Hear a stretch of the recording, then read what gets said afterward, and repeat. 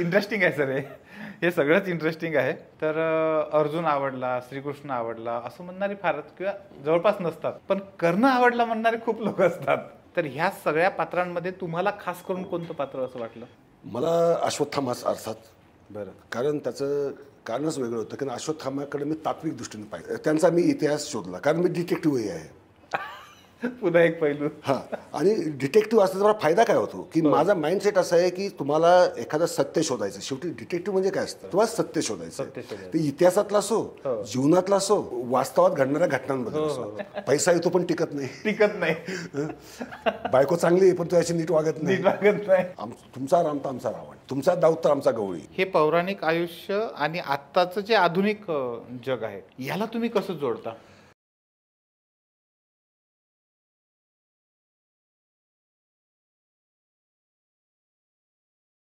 मित्रांनो नमस्कार, कसे आहात सगळे? मित्रांनो, आपल्याला आपल्या सगळ्यांनाच पौराणिक ज्या कथा असतात त्या कथा खूप आवडतात, त्यातले पात्र खूप आवडतात. आपल्याला रामायण माहीत आहे, आपल्याला महाभारत माहीत आहेत, आपल्याला पंचतंत्रातल्या गोष्टी माहीत आहेत, खास करून वेताळाच्या गोष्टी माहीत आहेत. आत्ता थोड्या वेळापूर्वी आम्ही जेव्हा गप्पा करत होतो त्यावेळेस आम्ही एक असं म्हटलं की भोवताल जो आहे आपला तो आपण कितीही कृत्रिम घडवला तरी एखादा माणूस असा असतो की तो शब्द असे काहीतरी एखादं वाक्य बोलतो की त्या वाक्यांमुळं पूर्ण वातावरण जे आहे ते चेंज होऊन जातं, ते खुमासदार होऊन जातं. आजच्या आपल्या पॉडकास्टमध्ये आपण ज्यांच्यासोबत गप्पा मारणार आहेत असंच एक अत्यंत अफलातून व्यक्तिमत्व. म्हणजे मी असं म्हणेन तुम्हाला की काही दिवसानंतर जर सांगितलं की असं व्यक्तिमत्व होऊन गेलं तर त्याच्यावर लोकांचा विश्वास बसणार नाही.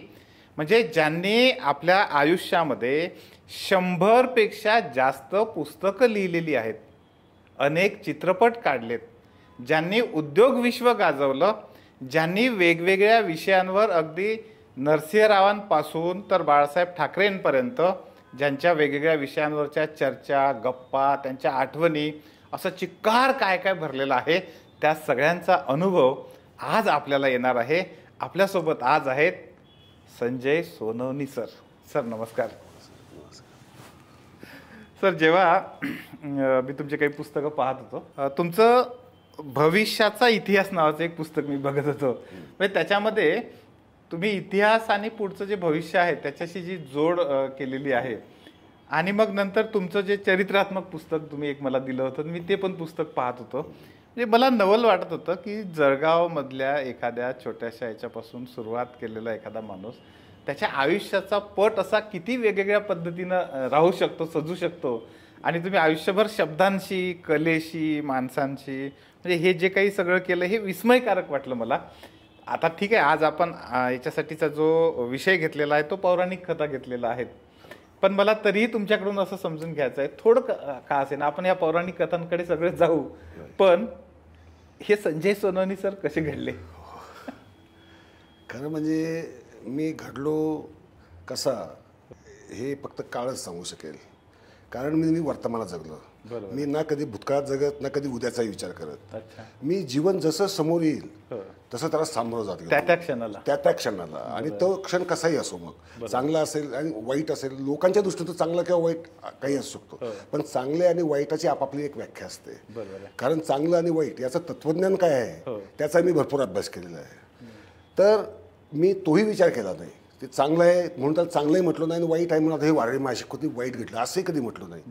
सामोरा जात गेलो आणि नव्या नव्या वाटा ढुंडाळत गेलो, आणि ज्या क्षणी मला जे वाटलं ते मी करत गेलो. मी असा विचार करत बसलो नाही की मी करू की नको करू, हे केलं तर काय होईल, ते केलं तर काय होईल, मला पैसे किती लागतील, मी डुबलो तर काय होईल, असा सुद्धा विचार मी कधी केला नाही. करावं वाटलं केलं. आणि त्याच्यामुळं लेखन जे एवढं झालं ते आता मागं बघितलं, संख्या बघितली, मी तर मोजायला सुद्धा बंद करून टाकलेलं आहे. म्हणजे पुस्तक किती झाली मोजत नाही, म्हणजे हां अजिबात म्हणजे एक्झॅक्टली संख्या किती ग्रेट हे मला सांगता येणार नाही. मी गाणी गायली, संगीत दिलं, चित्रपट काढले, अभिनय केला, मॉडेलिंग केलं, बापरे, उद्योगही काढले, प्रकाशकही होतो, आणि लेखनात सुद्धा सगळे प्रयोग केले. मग ते प्रयोग करतोय म्हणून केले नाही, तो विषय डोक्यात आला, डोक्यात भरला आणि तो लिहावा वाटलं तर लिहिलाय. आणि पुस्तकं माझी अशी आहेत 40-45 तरी कमीत कमी, की जी मला शेवट कळाला किंवा पुढे लिहायचा मला कंटाळा आला म्हणून मी सोडून दिलेली 40-45 पुस्तकं आहेत.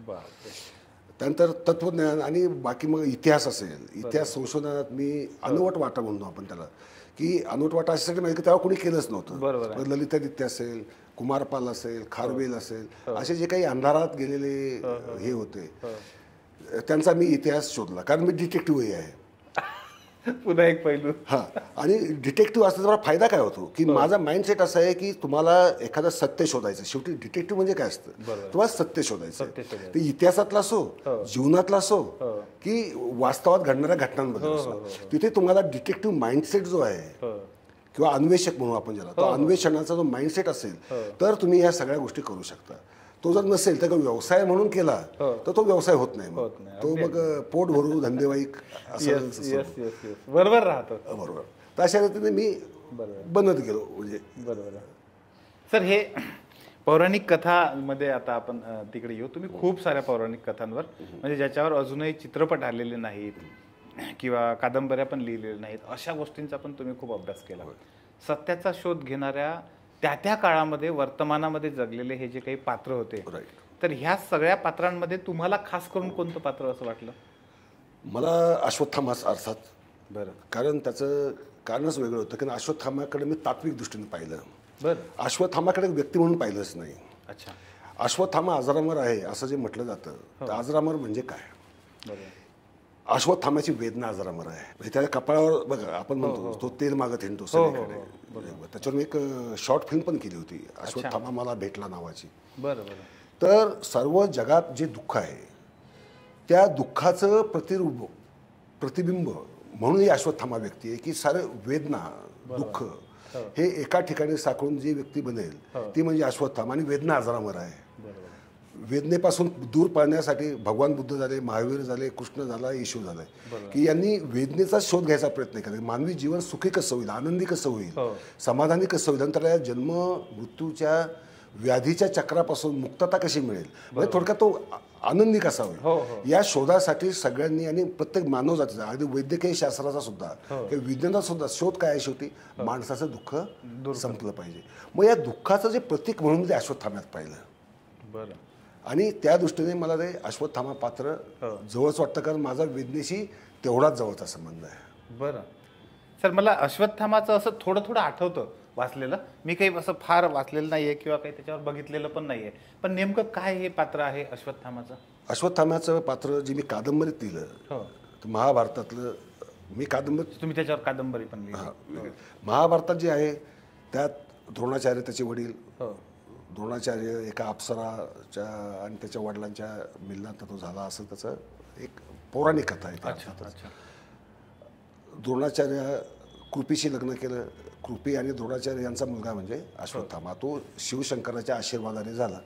आणि जन्मता क्षणी त्याने अश्वासारखी जोरदार आरोळी ठोकली किंवा खिंकाळी मारली, त्यामुळे अश्वत्थामा हे त्याचं नाव ठेवलं गेलं. अश्वत्थामाचा अर्थ की जन्मता जो अश्वासारखा ओरडला म्हणून अश्वत्थामा. जन्मताच त्याच्या कपाळावर शिवाचं वरदान म्हणून तो मणी होता एक, की जो त्याला सर्व पराभवांपासून म्हणा, जीवनातल्या सगळ्या याच्यापासून एक अलिप्त ठेवेल, एक त्याला संरक्षण मिळेल, एक कवच म्हणूयात आपण, अशा होता.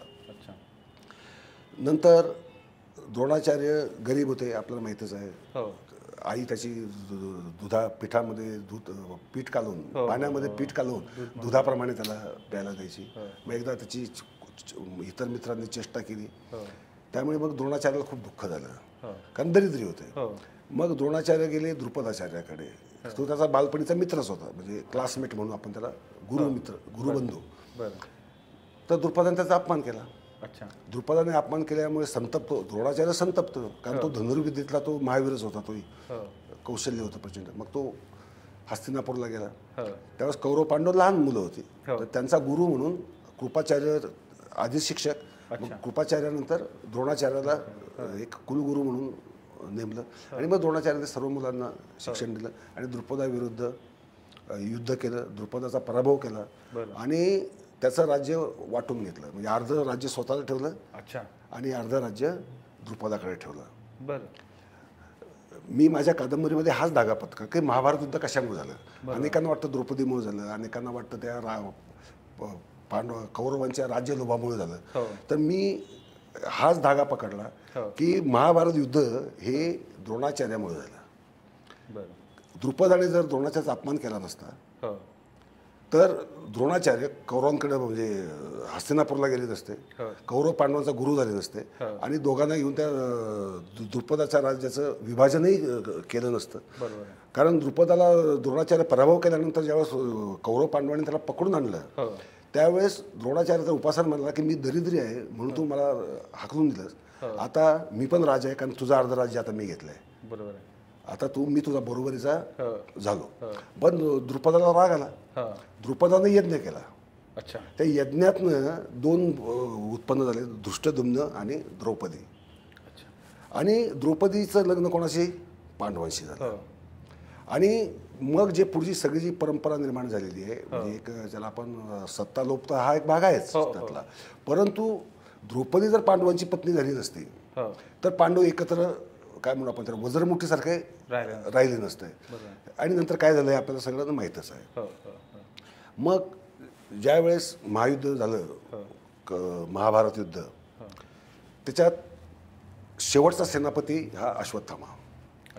ज्यावेळेस खुद्द दुर्योधन मृत्यू घटका मोजत होता, त्याच्या मांडीवर प्रहार केलेला होता भीमाने, तो स्तंभन करून पाण्याखाली बसला होता म्हणजे मृत्यूची वाट बघत, आणि त्याने याला शेवटचा राज्याभिषेक केला. कोणाला, सेनापतीचा अभिषेक केला दृष्टद्युम्नाचा. आणि दृष्टद्युम्न नंतर मग कौरवांशी लढला, सॉरी पांडवांशी लढला, आणि त्याने 5 पांडव आणि द्रौपदी सोडली तर बाकी सगळ्यांना मारून टाकलं.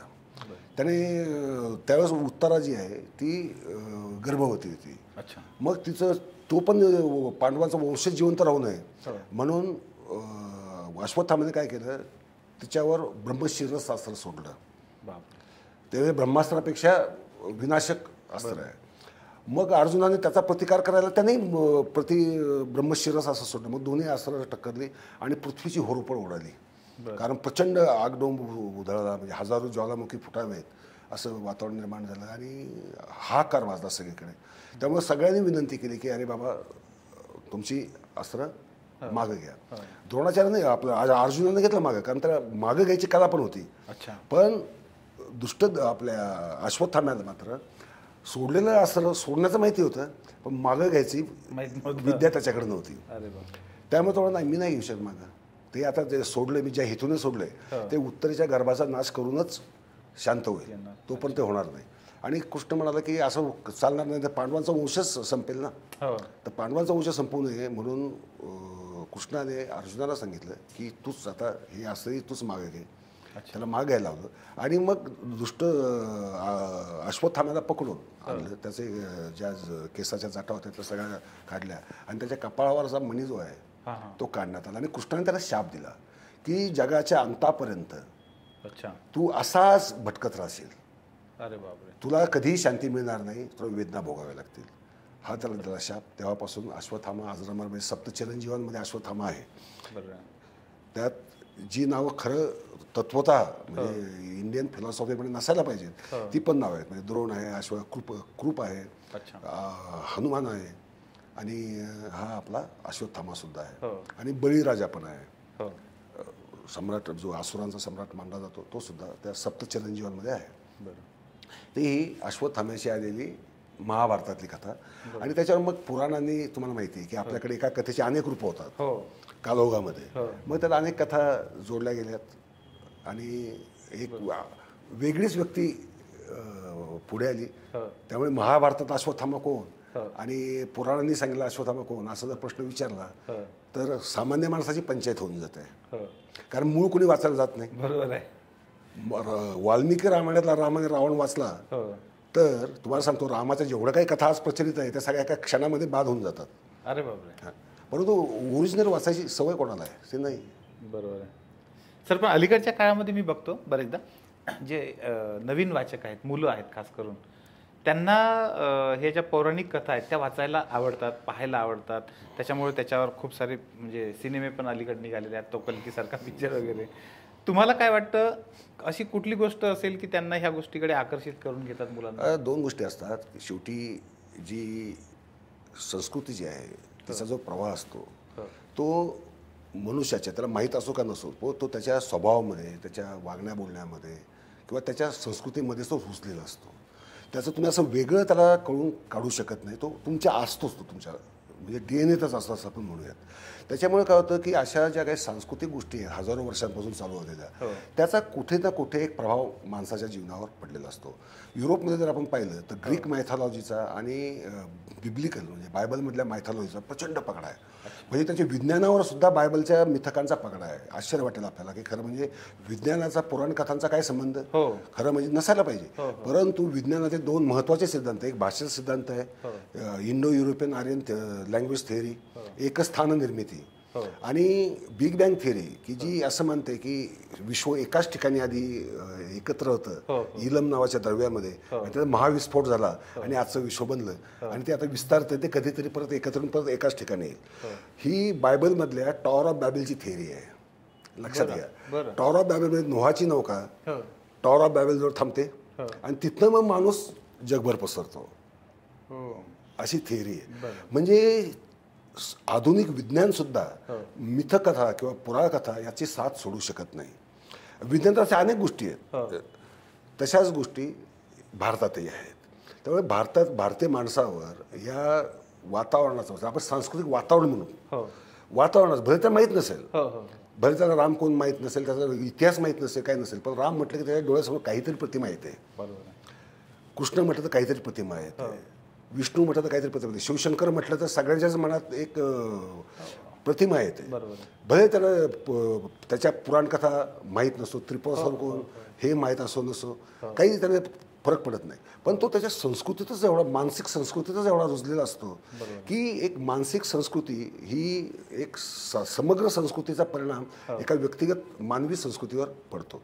म्हणजे जसं आपण म्हणतो की संस्कृती ही सगळी सामाजिक असते, म्हणजे राष्ट्राची असते किंवा जगाची असते, एक आपण जागतिक संस्कृती पण म्हणतो, किंवा प्रदेशाचीही असते, म्हणजे महाराष्ट्राची संस्कृती असते, मग पुण्याची संस्कृती असते, मग सदाशिव पेठेची संस्कृती असते, मग बुधवार पेठेची संस्कृती असते. म्हणजे एवढे त्याचे घटक परत परत व्यक्तीपर्यंत येतात. बरोबर आहे. ह्या सगळ्या समग्र संस्कृतीचा जो परिणाम होतो माणसावर, तो नकळत नकळत हा होत असतो आणि त्यातनं माणसाचं व्यक्तित्व आकार. म्हणून जर तरुण पिढीला सुद्धा हे जर पुराण कथांचं आकर्षण जर वाटत असेल तर केवळ त्यामुळे. सर, मी UPSCचा अभ्यास जेव्हा करत होतो तेव्हा सायकॉलॉजी विषय होता.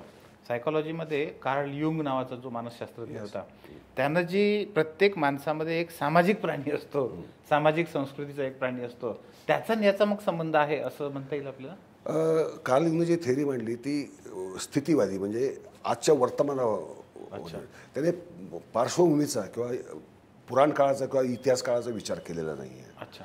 त्याने वर्तमान, त्यावेळी युरोपचं जे जग होतं, जे व्यक्तिवादी बनायला लागलेलं होतं, तर व्यक्तिवादी विरुद्ध सामाजिक जीवन असा संघर्षच झालेला आहे युरोपमध्ये, फार मोठा संघर्ष झाला, विशेषतः दुसऱ्या महायुद्धानंतर.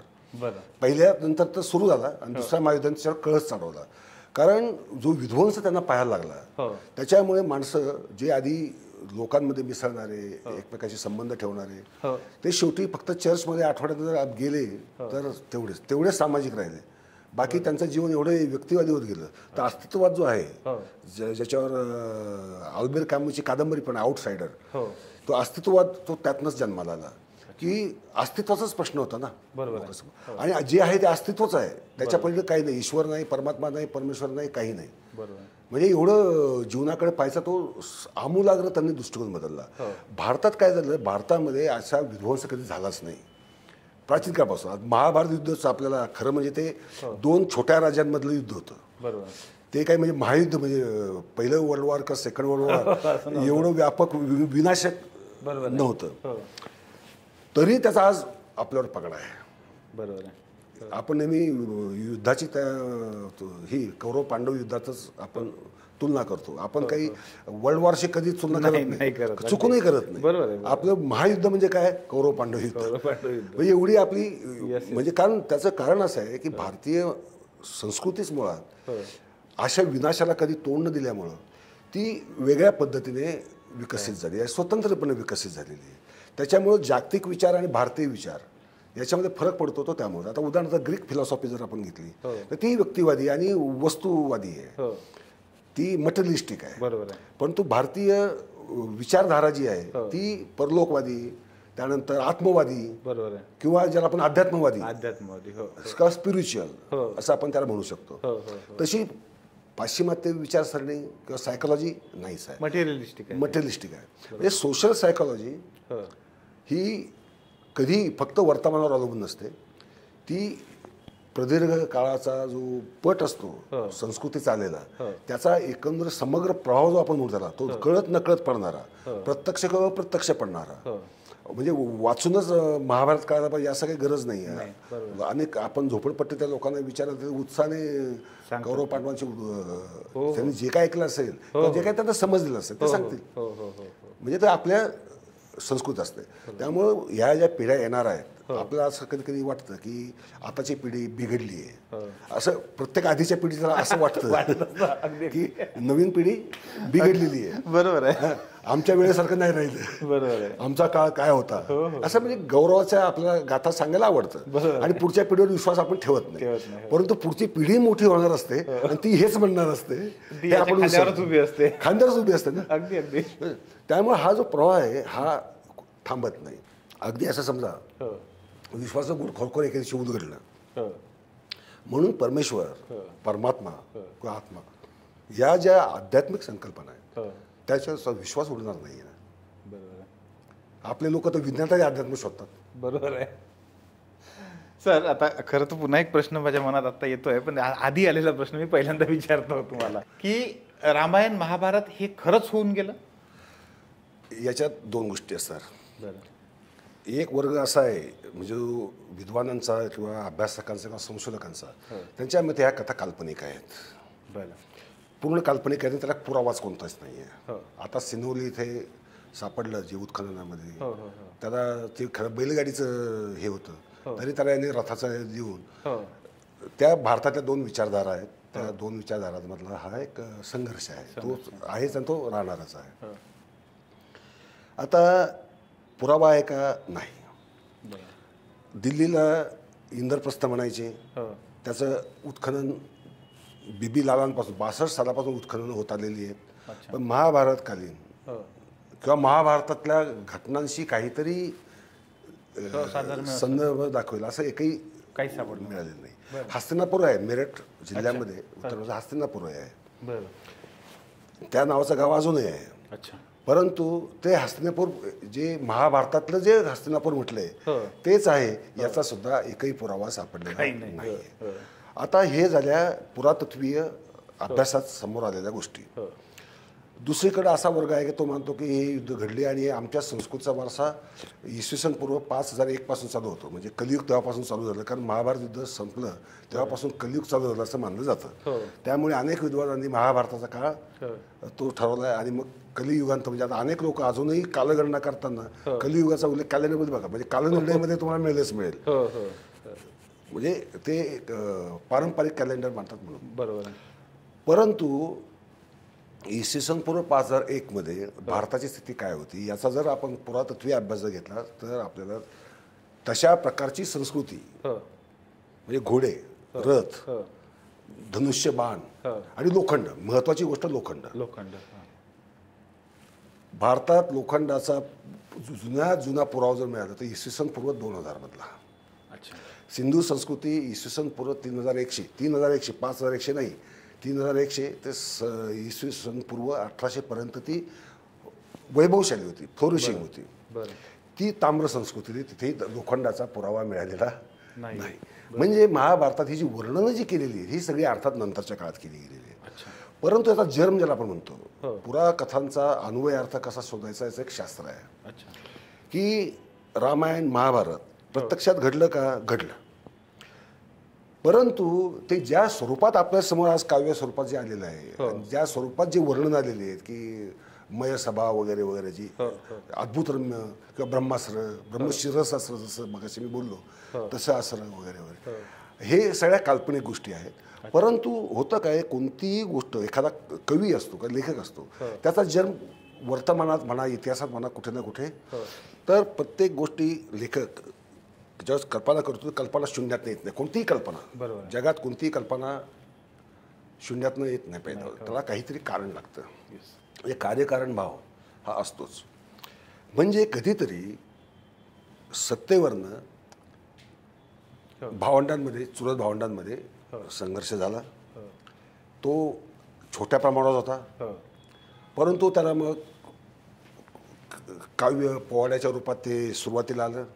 त्याच्यानंतर त्याच्यावर मग लोकांनी आपापल्या कवींनी किंवा बार्ड्स ज्याला आपण म्हणतो भाट चारण वगैरे नाही का कवी वर्ग, त्यांनी त्याच्यामध्ये आपापल्या कल्पनेने भर घालत पहिली कथा जन्माला आली. ती पहिली कथा म्हणजे 8-8,500 श्लोकांची असली पाहिजे.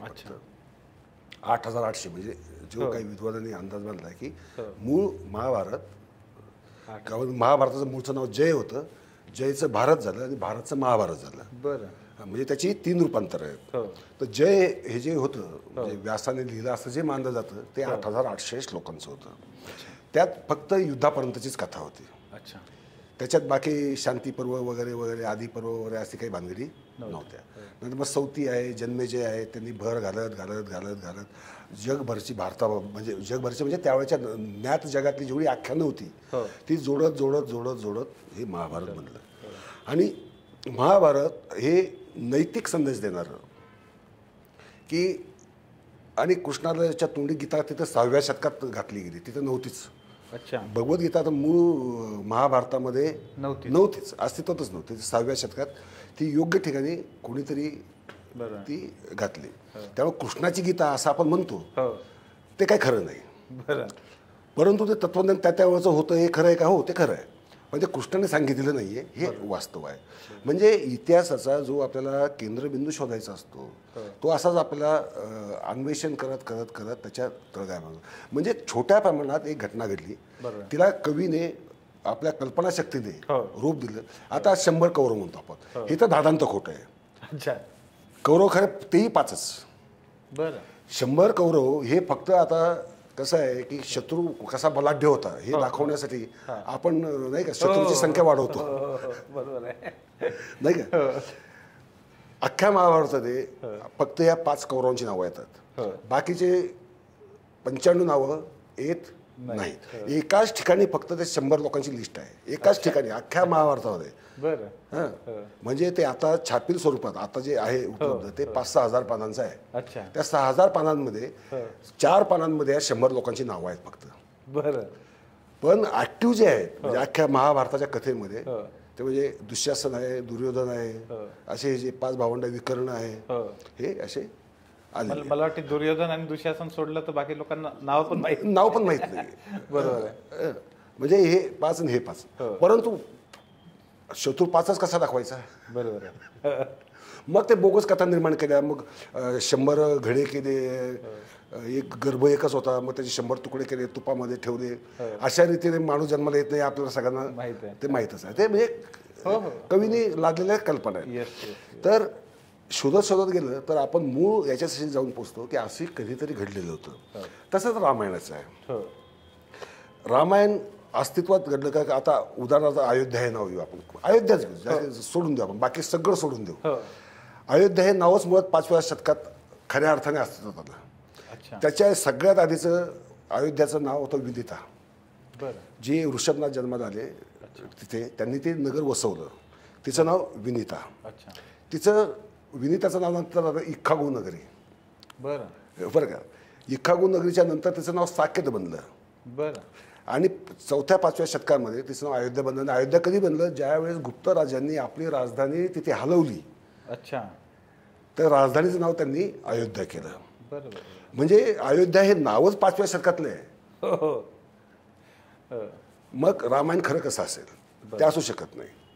पण मूळ जन्म जो आहे की एखाद्याच्या पत्नीला पळवून देणं आणि बायकोला सोडवणं प्रयत्न कर, असं एखादी छोट्या प्रमाणात कुठेतरी घडून गेलेली कथा असलीच पाहिजे.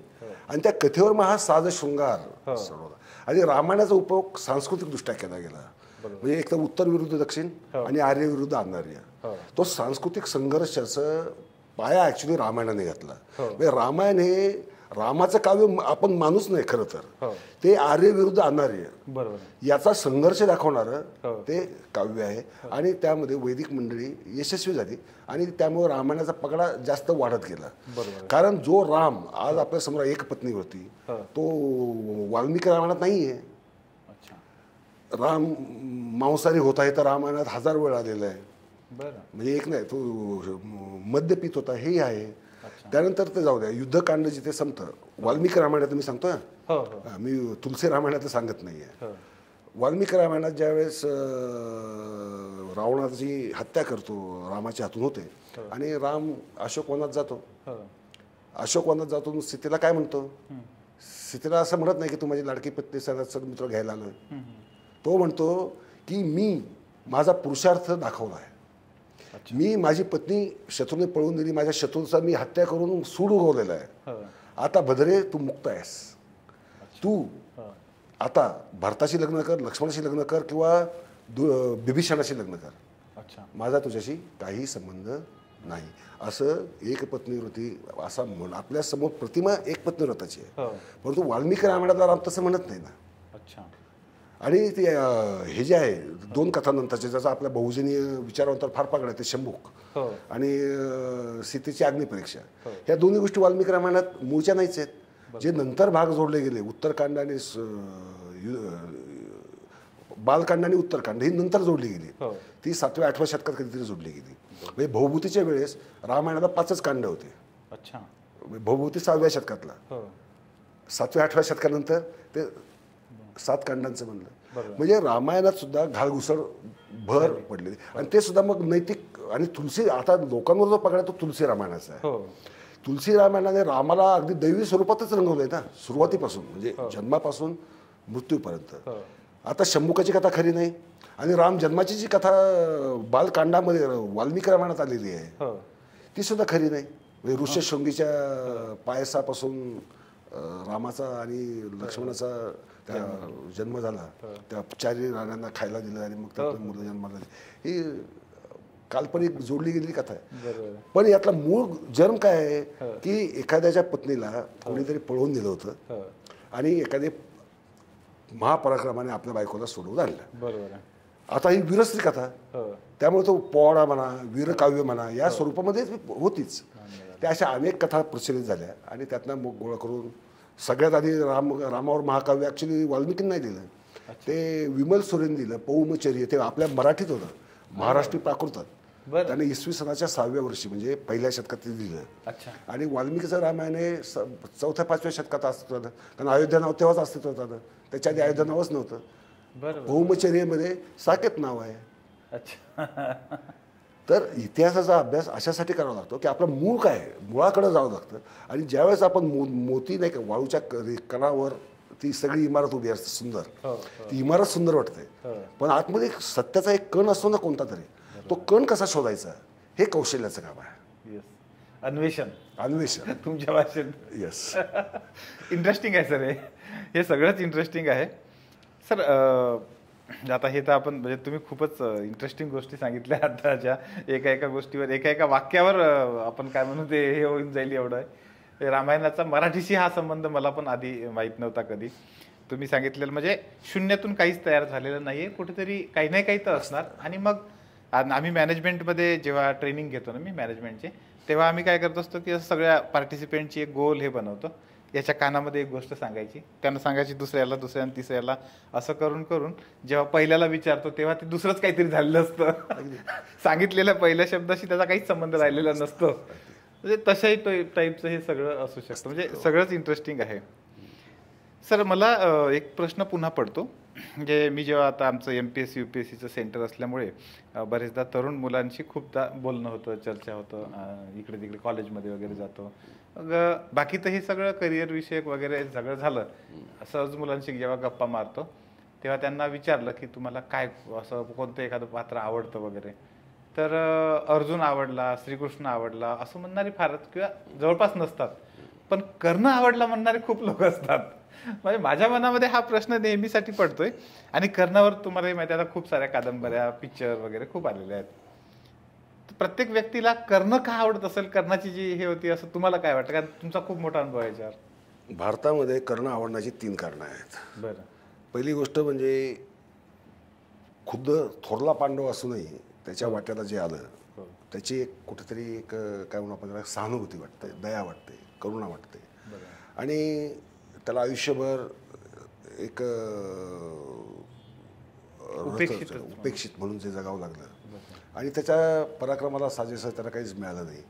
आणि ही जी वेदना आहे ते बहुजनांना खरं म्हणजे असं म्हणण्यापेक्षा की सगळ्यांना आवडतो, तो बहुजनांना जास्त आवडतो. कारण बहुजन काय करतात की त्याच्या कर्णामध्ये ते आपलं प्रतिबिंब कुठेतरी पाहतात की आम्हाला अधपतित केलं. म्हणजे आम्ही अधपतित नव्हतो, परंतु आम्हाला समाज व्यवस्थेमध्ये दुय्यम लेखलं गेलं. म्हणजे कर्णाची कुठेतरी ते भावनिक जोडण्याचा प्रयत्न केला जातो. आणि तिसरे म्हणजे शिवाजी सावंत त्यांना सलाम केला पाहिजे. त्यांनी ज्या सौंदर्याने भाषा सौंदर्याने जी कादंबरी दिली आणि रणजित देसाईंची राधेय. आता ज्यांनी राधे आधी वाचलेली असते त्यांना मृत्युंजय अजिबात आवडत नाही, आणि ज्यांनी मृत्युंजय आधी वाचलेली असते त्यांना राधे आवडत नाही. कारण दोन्ही कादंबऱ्या वेगळ्या आहेत, पण नायक एकच आहे, तो म्हणजे कर्ण. तर कर्णाकडं एक उपेक्षित आणि प्रत्येकाला एक हे आहे. म्हणजे अगदी धीरूभाई अंबानी आपल्या याच्या अंबानीच्या मुलाला सुद्धा वाटत असेल मी उपेक्षित आहे, कारण मी जेट मागितलं होतं, बापाने मला हेलिकॉप्टर दिलं. असं वाटू शकतं ना, वाटतं मी उपेक्षित आहे. अरे मी बापाला काय मागितलं होतं, म्हणजे आम्ही उपेक्षित नाही असं वाटणारा जगात कोणीच नाही. प्रत्येकालाच असं वाटतं माझं बालपण फार दैन्यात गेलं किंवा वाईट गेलं किंवा अपेक्षा भंगांमध्ये गेलं, काहींचं प्रेमभंगांमध्ये जात असतं. म्हणजे काही ना काही हे आलेलं असतं किंवा माझ्या लायकीप्रमाणे मला काही मिळालं नाही. म्हणजे मला असं वाटतं मी साहेब आहो, पण माझ्या जागी बघा ना कोण बसलाय, बिंडोक माणूस बसलाय. असं विचार प्रत्येकाच्या डोक्यात कुठं ना कुठं चालूच असतं. त्यामुळे झालं काय की हा पुराण पुरुष कुठेतरी मानवी संवेदनाशी तो जोडला गेला. त्यामुळं तो काय म्हणून त्याच्यामध्ये आत्मीयता वाटणं, कारण स्वतःला त्यात बघतो ना आपण. बरोबर. त्यामुळे कर्णाबद्दलची ही काय म्हणतात लोकप्रियता म्हणा किंवा त्याच्याबद्दलची सहानुभूती म्हणून आपण त्याला लोकप्रियता म्हणण्यापेक्षा लोकप्रियता कोणी होतं, पण हा म्हणजे खरोखर काळजात रुजून बसलेला माणूस, असं कनेक्ट करता येतं त्याला. ते पात्र म्हणा किंवा ते म्हणा, पण ते कनेक्ट झालं सगळ्याला. कनेक्ट झालं. आणि साहजिक आहे ना, म्हणजे आपण ते कुडमुडे ज्योतिषी जे आहेत त्यांचं जरी बघितलं तर ते माणसातला तो जो एक गुण असतो त्याला पकडून बरोबर ते सांगतात की बाबा तुझं एवढं हे आहे पण तुला काही तसं मिळत नाही, सांगण्यातून त्याला ते पैसा येतो पण टिकत नाही. बायको चांगली आहे पण तू याची नीट वागत नाही असं सांगतात ना, कारण ते पकडलं जातं. ते प्रत्येकाचं खरं असतं ते, म्हणजे वाटत तरी असतं, म्हणजे खरं नसलं तरी. त्याच्यामुळे मग तो कर्ण सगळ्यांनाच हे आवडतो. मृत्युंजय सर मी पण खूप आधी वाचली होती, ते स्वामी आणि मृत्युंजय मला आठवतं, मला मी 9वीत काहीतरी होतो त्यावेळेस ती पहिल्यांदा वाचली होती. सर दुसरा एक पुन्हा प्रश्न होता, आत्ता आपल्या तुमच्या एका पुस्तकामध्ये पण मी वाचलं होतं की आपल्याकडचे जे ब्राह्मण आणि आर्य ब्राह्मण म्हणूया आपण त्याला, आणि द्रविडी ब्राह्मण जे आपल्या दक्षिण भारतामध्ये हे, तोच एक हे की रामाला पूजणारा आणि रावणाला पण पूजणारा असा हा जो आहे, हा भेद बरेचदा समजत नाही आजच्या पिढीला, किंवा मला पण तो बरेचदा कळला नाही की हा जो भेद आहे तो कसा आहे नेमका आणि त्याचं काय स्थान आहे. त्याची कारणं मुळात या वैदिक लोकांमध्ये आहेत. अच्छा. मुळात रामायण आर्य अनार्य संघर्षावरच उभं आहे. आणि 19व्या शतकामध्ये जो आर्य आक्रमणवाद आला होता की आर्यांनी आक्रमण केलं आणि द्रविड लोकांना दक्षिणेकडे पिटाळलं, सिंधू संस्कृतीचे निर्माते द्रविड त्यांना पिटाळलं, त्यांना दक्षिण जाऊन बसायला भाग पाडलं. त्याच्यामुळं कारण ते अनार्य होते, हे आर्य होते. हा आर्य अनार्य संघर्ष 19व्या शतकात या युरोपियन लोकांनी जन्माला घातला. आणि इथे भारतामध्ये लोकमान्य टिळकांपासून ह्या वैदिक पंडितांनी, मी वैदिक शब्द वापरतो म्हणजे ब्राह्मण शब्द मी वापरत नाही, कारण हा धर्मच वेगळा आहे. बरोबर.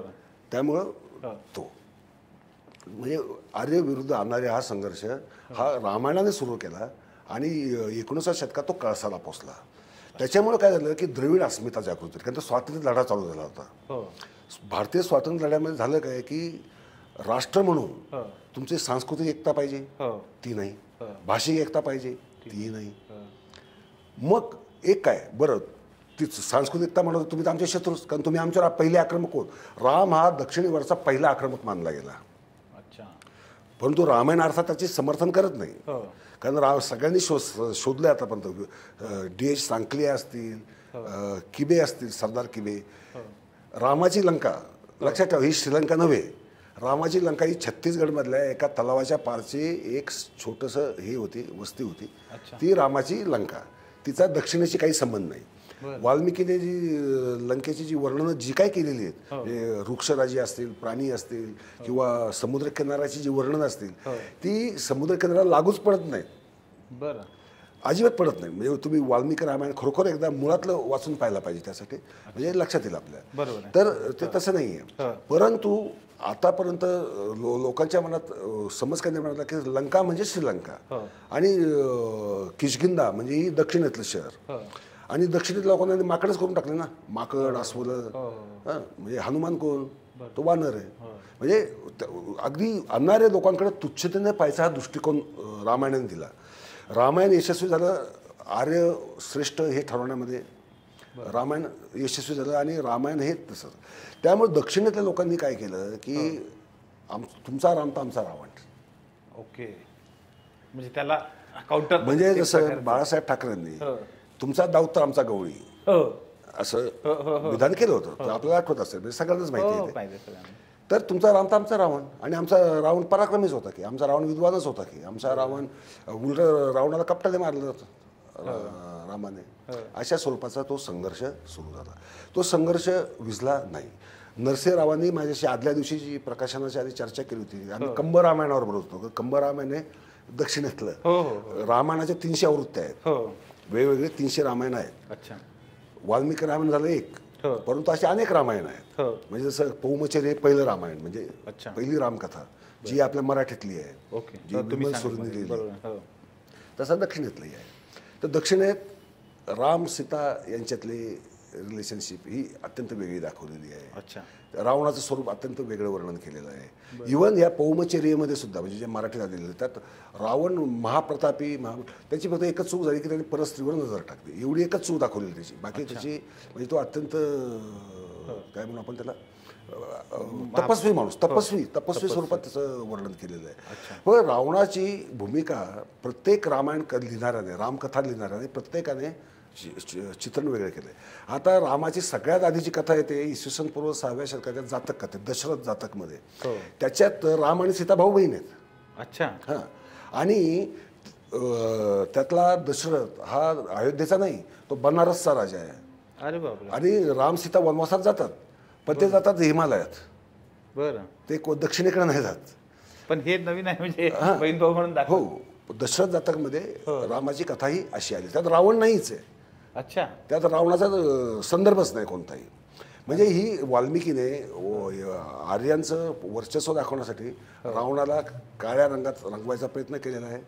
आणि रामाला अर्थातच महानायक आणि नंतर तर ईश्वराचा, विष्णूचा अवतारच बनवून टाकलेला आहे. बरोबर. पण रामायण हे मुळात सांस्कृतिक संग्रहाचं रूप असल्यामुळे प्रत्येकाने आपापल्या पद्धतीने रामायण लिहिलं. आणि त्या पद्धतीने आपल्या पात्रांची रचना केलेली. त्यामुळे भारतीय संस्कृतीमध्ये रामायण महाभारताचं महत्त्व आहे का तर निश्चितच आहे. पण प्रत्येक लेखकाने, म्हणजे आधीच्या, आताच्या लेखकांनी अजून वेगवेगळे व्ह्यू घेतलेले आहेत. हा भाग वेगळा, परंतु आधीसुद्धा वेगवेगळे व्ह्यू घेतले गेलेले आहेत. त्याची रूपांतर आलेली आहेत. त्यामुळे रावण अमुकच होता किंवा राम तमुकच होता हे असं आपण मानणं हा वेळ, त्यांना तो वाटला असं आपण म्हणू शकतो. बरोबर आहे. पण तो तसा होता असं मानायचं काही कारण नाही. कारण मुळातच मूळ कथा जी आहे ती एक पुरुषाने त्याची बायको पळून दिली, त्याला सोडून आणलं, एवढीच कथा आहे. बाकी त्याच्यामध्ये एका ओळीची कथा आहे, नाही, एका ओळीची कथा आहे. बाकी एवढं भारोड लावायची गरज काय. बरोबर आहे. आणि जे जुळवायचं आहे ते जो तो आपापल्या पद्धतीने त्या काळानुसार, त्या वेळेनुसार, त्याच्या गरजेनुसार ते सगळं जुळवण्यात आलेलं आहे. ग्रेट. सर, आता म्हणजे हे तर न संपणार आहे सगळं. मला एक प्रश्न पडतो, परदेशातल्या लोकांना पण याच्याबद्दलचं खूप आकर्षण आहे, पौराणिक गोष्टी, म्हणजे त्या संस्कृतीचं असेल ते, ग्रीक असेल किंवा इतर ज्या काही संस्कृती आहेत त्या, जसं आपल्याकडच्या मुलांना आत्ता पौराणिक गोष्टी आवडतात, पौराणिक पिक्चरला प्रतिसाद मिळतोय, त्या कादंबऱ्यांना प्रतिसाद मिळतोय, तसं पाश्चात्य याच्यामध्ये पण आहे. असं मला हे विचारायचं आहे की हे जे पौराणिक आयुष्य आहे, हे पौराणिक आयुष्य आणि आत्ताचं जे आधुनिक जग आहे, आधुनिक जगातलं आयुष्य, याला तुम्ही कसं जोडता? आता कसं होतं याच्यामध्ये, एक पोट भरून लोकांचा धंदा असतो की पौराणिक नावांवर कादंबरी लिहिली किंवा पिक्चर काढला तर चालेल. पोट भरून धंदा एक होतं, ते आपण तो विषय बाजूला करू. परंतु तात्विकदृष्ट्या, नैतिकदृष्ट्या जर पाहायला गेलं, उदाहरणार्थ आयन रँड यांनी कादंबरी लिहिली काय, ॲटलास शर्ट. आता ॲटलास हे ग्रीक मायथॉलॉजीतलं पात्र आहे. मग ओडिसेस असेल किंवा ही जी महाकाव्य आहेत, इचिलीस असेल, म्हणजे जसं आपल्या दुर्योधनाशी त्याची तुलना केली जाते अनेकदा. म्हणजे अशी जी पात्र आहेत आणि त्याच्याशी निगडीत ज्या कथा आहेत, त्या कथांचा प्रभाव एवढा आहे की त्या नावाची, आता मिनर्वा थिएटर ही भारतामध्ये किती सापडतील तुम्हाला? म्हणजे ग्रीक नावांवर आधारित थिएटर्स किंवा मेडिकल सायन्समध्ये तर अनेक संज्ञा ज्या आहेत त्या ग्रीक मायथॉलॉजीतून आलेल्या आहेत. होतं काय की मायथॉलॉजिकल जगाशी माणूस हा जास्त जोडलेला असतो. मनुष्य स्वतःकडे सुद्धा मायथॉलॉजिकल दृष्टीनेच पाहतो बघा. तो वास्तव स्वरूपात नाही बघत. आपण जेव्हा स्वतःचा विचार करतो तेव्हा आपण मायथॉलॉजिकल असतो आणि प्रत्येक क्षणी आपले स्वतःबद्दलचेच विचार बदलत असतात, जगाबद्दलचे बदलत असतात. त्यामुळे माणसाचे विचार जसे स्थिर नसतात. त्यामुळे तो ज्या जगात वावरतो किंवा अद्भुत रम्य असतात त्याला म्हणता येईल, तर पौराणिक कथा तर अद्भुत रम्यच असतात. बरोबर. त्याच्यामध्ये अनेक ज्या गोष्टी एरवी होणं शक्य नाही त्या होत असतात. उदाहरणार्थ ओडिसेस इलेक्ट्राला भेटला किंवा ओडिसेसने मृत्यूच्या देवीला जाऊन तो भेटला आणि आजरामाचं वरदान ते देत असताना सुद्धा त्याने ते नाकारलं आणि बायकोला भेटायला गेला. त्याचं एवढं बायकोवर प्रेम होतं. म्हणजे त्याचा संदेश काय द्यायचा आहे की पत्नीवर प्रेम किती असावं, की आजरा मरत त्याने नाकारलं. बरोबर ना? पण त्याचा एक मानसिक प्रभाव, तो माणसाचं नीतितत्व जे आहे, जीवनतत्व जे आहे किंवा एक जगण्याची आपण धारणा म्हणतो किंवा इथॉस म्हणतो, तो इथॉस हा गोष्टीत आलेला असतो आणि तो आपल्या वागण्या बोलण्यामध्ये प्रकट होत असतो. आता हे पौराणिक चित्रपट आवडायचं कारण आता बघा, आता ख्रिसमस जवळ आला आहे तर तुम्हाला नेटफ्लिक्सवर सगळे चित्रपट बायबलिकल कथांवर आधारित आलेले दिसतील कोणत्या ना कोणत्या प्रकारे. येस येस येस, बरोबर आहे. आता युरोप अमेरिका एवढी पुढे गेलेली आहे, त्यांना त्या कथांबद्दल का प्रेम वाटतं अजूनही?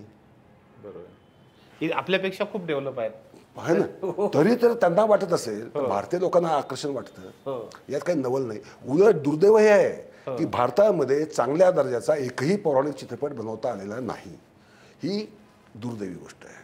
सर, जेव्हा ऐतिहासिक पौराणिक अशा ह्या ज्या सगळ्या गोष्टींमध्ये आपण रमलेलो आहे, मला हा एक प्रश्न विचारायचा आहे तुम्हाला की पौराणिक याच्यावर खूपसे वाद असे दिसत नाही, पण ऐतिहासिक जे खास करून चित्रपट आहेत, चित्रपटाच्या दृष्टीने किंवा कादंबऱ्यांच्या दृष्टीने जे येतात त्याच्यावर बरेचसे वाद होताना दिसतात. पद्मावतचं उदाहरण आपल्या समोरचं आहे. तर हे असं का होत असेल असं वाटतं तुम्हाला? एक तर काय झालंय, इतिहास कसा वाचावा आणि इतिहास, कादंबरी, नाटक आणि चित्रपट यात काय फरक करावा हे आपल्या भारतीय लोकांना अजून समजलेलं नाही. ही एक पहिली गोष्ट. दुसरं, इतिहास म्हणून सुद्धा जो आहे तो बरीचसा इतिहास मिथकांनी भरलेला आहे. आता तुम्ही पद्मावतचं नाव घेतलं, त्यातली गंमत अशी आहे की पद्मावत ही एक पूर्ण काल्पनिक कथा आहे. ही मोहम्मद जैसीने लिहिलेली पद्मावत जे काव्य लिहिलं होतं त्या पद्मावत काव्यातली ही कथा आहे. आणि ही कथा आली कुठून तर लीलावती नावाचं मराठीमध्ये 6व्या शतकातलं महाकाव्य आहे, लीलावती नावाचं. त्यात सातवाहन राजा हाल त्याने श्रीलंकेच्या राजकन्याला कसं म्हणजे राजाला जिंकलं आणि तिथल्या राजकन्याशी कसं लग्न केलं याची ही कथा होती. तशी पद्मावतची कथा त्याच्यावरच पुढं ती डेव्हलप केली आणि मग तो जोहार वगैरे जो सगळा भाग आहे. आणि आपल्याकडे दुर्दैवाने काय आहे की जातीय अस्मिता फार मोठ्या आहेत, त्याच्या खालोखाल प्रादेशिक अस्मिता आहेत. त्यामुळे राजस्थानातला एक विशिष्ट समाज चिडला आणि त्यांनी ही कथा मुळात काल्पनिक आहे हे विचारच न करता त्यांनी त्याच्यावर हिंसक आंदोलन केली. हिंसक आंदोलन केली. त्यावर मराठीत अनेक वाहिन्यांवर चर्चा झाल्या, त्यात मी अनेकात भाग घेतला होता. आणि हिंदुत्ववादी लोक होते ते तर टीकाच करत होते की हे असं कसं हे केलं ते केलं, विरोध कशाला करता आला. आणि अशा प्रकारे तो संघर्ष चालू होता. आता वेळात वीर दौडले 7. आता खरं म्हणजे या 7 वीरांची कोणतीही कथा इतिहासामध्ये नाही. अच्छा. म्हणजे सभासद बखर जो समकालीन पुरावा आहे त्याच्यामध्ये सुद्धा युद्ध झालं, रक्ताचे पाठ वाहिले म्हटलंय. काय रक्ताचे पाठ वाहिले, युद्ध झालं आणि त्यात तलवारीचा वार लागून प्रतापराव गुजर पडले, एवढाच उल्लेख आहे. अच्छा. बरोबर. परंतु 7च जण दौडत गेले आणि सैन्यावर तुटून पडले असं आपण ज्यावेळेस म्हणतो त्यावेळेस आपण प्रतापराव गुजरांना वेड्यात काढतो. म्हणजे एवढा मोठा सेनापती, शिवाजी महाराजांचा सेनानी, तो एवढ्या मोठ्या सैन्यावर फक्त 7 जण घेऊन तुटून पडले असे विचार करणंच वेडेपणा आहे. परंतु ते गाणं आहे ना, ते लता मंगेशकरांनी गायचं ना, वेडात वीर तलवारीची उसळे म्यानातून पात वगैरे असं काहीतरी ते आहे. तर ते वीरकाव्य लोकांना ऐकायला आवडतात आणि ती चांगली गोष्ट आहे, त्याच्याबद्दल माझं काही म्हणणं नाही. पण तुम्ही त्याला इतिहास समजू नका. इतिहास काय आहे आणि कादंबरी काय. आता कादंबरीमध्ये शिवाजी महाराज समजा अफजल खानाला भेटले, त्यांच्यात काय चर्चा झाली, काय बोलणं झालं याच्याबद्दल इतिहासामध्ये कसल्याही प्रकारचा पुरावा नाही. मग कादंबरी काय करतो, त्याच्या मगदुराप्रमाणे तो मग अफजल खान उठला, मग आओ शिवाजी मध्ये गलेला घ्याव, मग त्याने त्याला भाऊपाशात घेतला आणि चिरडायचा प्रयत्न केला वगैरे वगैरे. म्हणजे तो त्या कल्पनेने तो गॅप, म्हणजे त्याला फिल इन द गॅप्स म्हणतो आपण. बरोबर आहे. गॅस आपण म्हटलं तसं त्या त्या गरजेनुसार त्याच्या नाही तर इतिहास म्हणजे तो वृक्ष ठोकळा झाला असतं. बरोबर आहे. कादंबरी म्हणजे वृक्ष नाही ना. कादंबरीचं लेखकाला काय आहे, त्याला ते सगळे रस टाकतात, ते सगळे रस टाकणं त्याला भाग आहे. नाटकातही तसंच होतं आणि चित्रपटातही स्वाभाविकपणे तसं होतं. आता दिग्दर्शकाचा दर्जा काय आहे, तो किती दर्जाने ते बनवतो त्याच्यावर तुम्ही टीका करा. बरोबर. म्हणजे वा याने दर्जा केला नाही, याचा अभिनय चांगला नाही किंवा पटकथा चांगली नाही, ही टीका होऊ शकते. परंतु हा इतिहासच नाही. अरे मुळात तुम्ही चित्रपट आणि कादंबरी ज्यावेळेस बनवता, तुम्ही इतिहास तुम्हाला माहित आहेच. इतिहास असं माझ्या दृष्टीने मी केलेलं सादरीकरण तुम्ही पहा, ते तुम्ही सादरीकरण पाहताय, तुम्ही इतिहास पाहत नाही. कलाकृती म्हणून त्याच्याकडे पाहत नाही, लोक पाहत नाही. मग इथे फसतात आणि मग वाद होतात आणि काही वाद मुद्दामून निर्माण केले जातात. चित्रपट गाजावे म्हणून कधी निर्मातेच वाद निर्माण करतात, असं पण आहे. पद्मावतचं तर असंच सांगितलं जातं की पद्मावतचा वाद पद्मावतच्या निर्मात्यानेच तयार केलेला होता. असं अनेक चित्रपटामध्ये होतं. आता बिकिनीचा वाद मध्यंतरी झाला होता, भगवी दाखवली म्हणून. तो वाद निर्माण केला गेलेला वाद होता. कारण एखादं दुसरं सेकंद दिसणारं दृश्य अख्ख्या चित्रपटाला कसं हे करू शकतं. चर्चेत येण्यासाठी किंवा ते व्यावसायिक जे काही उद्देश आहे ते उद्देश साध्य करण्यासाठी सुद्धा वाद बरेचदा तयार केले जातात, असं आपण म्हणू शकतो. त्यामुळे सुज्ञ प्रेक्षकांनी एक कलाकृती म्हणून बघावं. आवडली तर नाही आवडली तर का नाही आवडली याच्यावर टीका करावी. बरोबर. परंतु त्यात इतिहास मात्र शोधू नये. थोडक्यात आपण असं म्हणू शकतो की चित्रपटाकडे, एखाद्या कादंबरीकडे, कलाकृतीकडे आणि खऱ्या इतिहासाकडे कसं पाहायचं हे शिकवण्याची आपल्या समाजाला जास्त गरज आहे. अगदी सर, खरं तर हा विषय अनंत आहे, म्हणजे न संपणार आहे तो. परंतु आज खूप सुंदर पद्धतीने बऱ्याचशा माझ्या प्रश्नांना सुद्धा या आपल्या चर्चेतून उत्तर मिळालेली आहेत. आणि हे जे म्हणजे पौराणिक कथा आहेत, पौराणिक पात्र आहेत, ते पात्र आजच्या काळात कशा पद्धतीने आपल्यातून व्यक्त होतात आणि त्याचं प्रतिबिंब म्हणून मग आपल्याला ह्या सगळ्या गोष्टी कशा दिसतात हे खूप सुंदर पद्धतीने आपण उलगडलं. निश्चितपणे आमचा जो 3 Years Talk पॉडकास्ट आहे, ह्या पॉडकास्टचे जे उद्देश आहेत, सेल्फ कनेक्ट, सेल्फ इक्विलिब्रियम आणि सेल्फ सक्सेस, तर त्याच्यामध्ये आजचा पॉडकास्ट मोलाची भर घालेल अशी मला पूर्ण खात्री आहे.